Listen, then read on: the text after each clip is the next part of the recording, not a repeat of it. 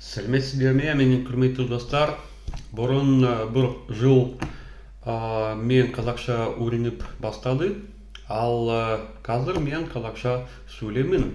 Аздап, бірақ мен қазақша сөйлеймін, мәселе жоқ. Бұл мүмкін, бұл бар мүмкін. Вот смотрите, ни одного листочка нету, где бы я прочитал вам это на казахском языке. Все в моей голове, потому что у меня уже запас слов определенный. Я уже могу строить какие-то предложения. Сейчас, конечно, я в основном занимаюсь вот этой книгой. Называется Векселстром-техник. Это книга о электротехнике. Не одна книжка, у меня их несколько. И фишка в том, что я постигаю электротехнику. Раньше у меня были какие-то азы. Сейчас я постигаю подетально. Я скажу вам, ребята, это не так просто. У меня уходит очень много времени на все это, да. И сейчас я уже постигаю формулы, как их решать. Ну, почему я сделал вот этот ролик, записал? Потому что, значит, на канале Юриса фон Эрмега, называется «Германия на связи», я, значит, написал комментарий под роликом Юриса, и там напали на эти комментарии парочку троллей. Ну, это старые тролли, которые правду не ищут, а которые хотят хайпануть на мне, на моем имени, на канале Контратак ТВ, на теперь канале Жана Контратак ТВ. Но меня поразило другое, что, смотрите, вот я в это вникаю, формула, да, все полностью, да, вот. На немецком языке, естественно, ребята, Funken, Pöschestadt, если mit hochrotem Kopf an und begann zu dozieren, mein lieber Tesla, die Funken zeigen, dass dieses Wunderwerk der Technik hervorragend funktioniert. То есть все на немецком языке. Но меня поразило, вот эти комментаторы, которые пытаются, опять же, не искать правду, а которые хотят хайпануть на моем имени, один комментатор показал свою глупость. То есть, чтобы мне доказать, какой он умный, он бегом забежал в Википедию, узнал парочку слов из понятия электротехника, оно ты катод и давай меня там типа грузить. Я взял и заблочил, потому что я понимал, что этот человек в этом не понимает, в электротехнике полный ноль, в немецком языке полный ноль, заметьте, живет в Германии, да, в немецком языке полный ноль.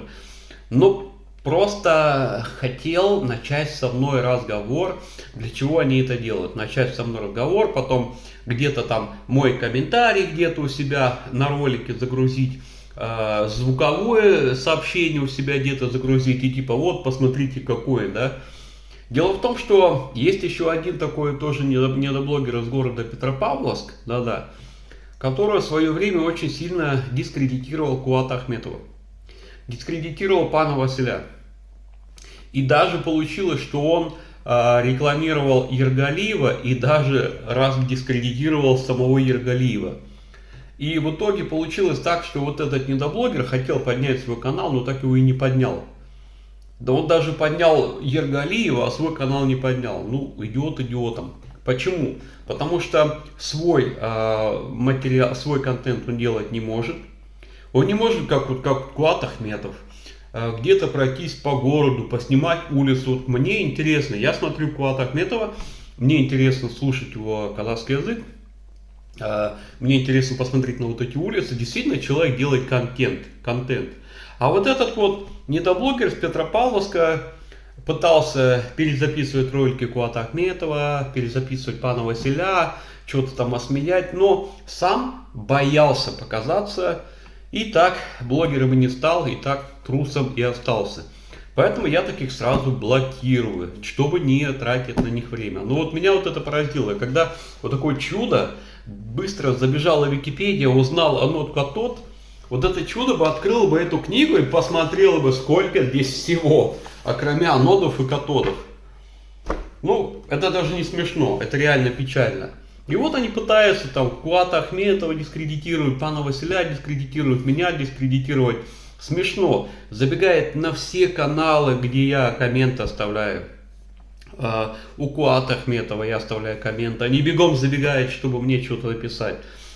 У вот этого у Юриса я оставил пару комментов. Бегом, чтобы что-то мне там написать. Вот дураки не дураки. Я уже 100 раз говорил, хотите быть блогерами, делайте контент. Но вы же не могете, да что, олени, да, не могете, потому что олени. Одно, второе, третьему мешает. И я помню, когда вот я снимал ролики во Франции, снимал везде, там, Голландии, везде, да, по самой Германии поехал, да, поездил. И вот эти вот хейтеры, они как бы не замечали этого. Они только замечали, когда я где-то там в лесу ролик снимаю. Они только не понимали или не хотели понимать, что некоторые ролики я снимал действительно в лесах, во Франции, в эвкалиптовом лесу снимал, недалеко от города Марсель. Когда я снимал ролики на Calanque de Marjou, это Франция, это Côte d'Azur, они как бы это не замечали. И все время кто-то что-то про меня пытался говорить, что я где-то в лесу снимаю. Ну, это идиотизм, идиотизм.